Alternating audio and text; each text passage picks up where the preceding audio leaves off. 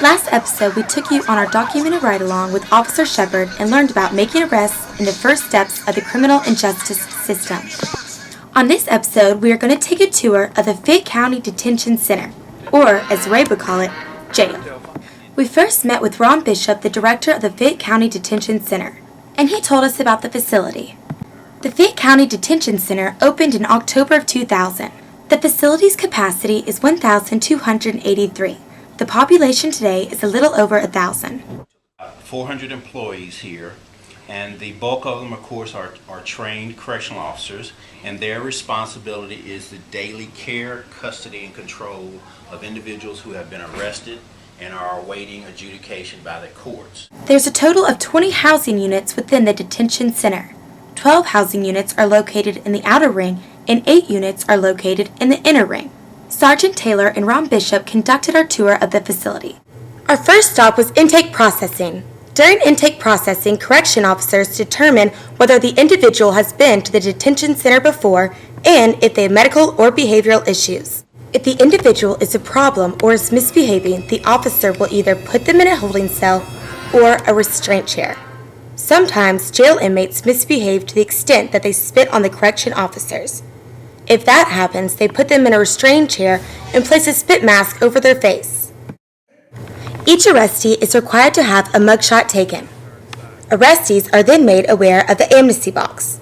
The amnesty box allows arrestees one last chance to dispose of any contraband, such as drugs and drug paraphernalia, before they enter the jail.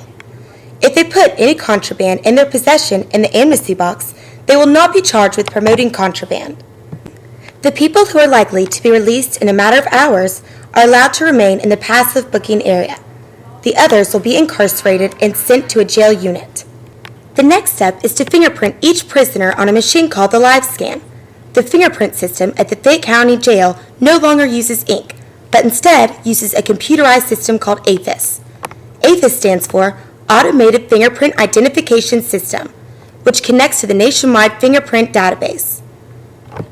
The prisoner is then taken to the property area.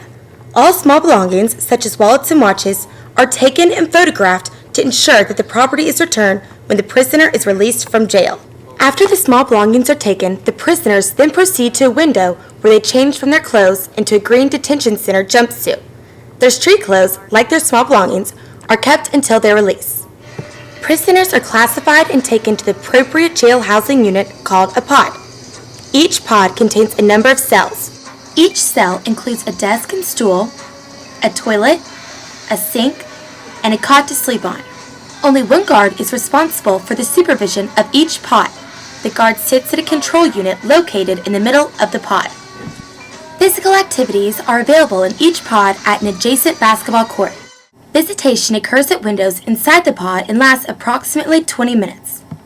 Inside the pod, there is a telephone that the inmates have access to. All calls are outgoing and collect. The person called must be willing to pay for the call. Inmates under supervision prepare the prisoner's food.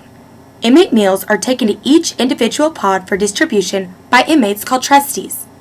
The Fayette County Detention Center's kitchen is one of the largest in all of Kentucky. 3,700 meals are prepared daily. Oh, and don't forget, you have to wear a hairnet in the kitchen. Inmates are also responsible for doing laundry.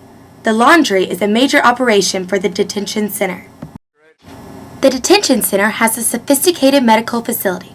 A doctor and a team of nurses are available 24/7, along with a part-time dentist. Within the detention center, there is a television studio.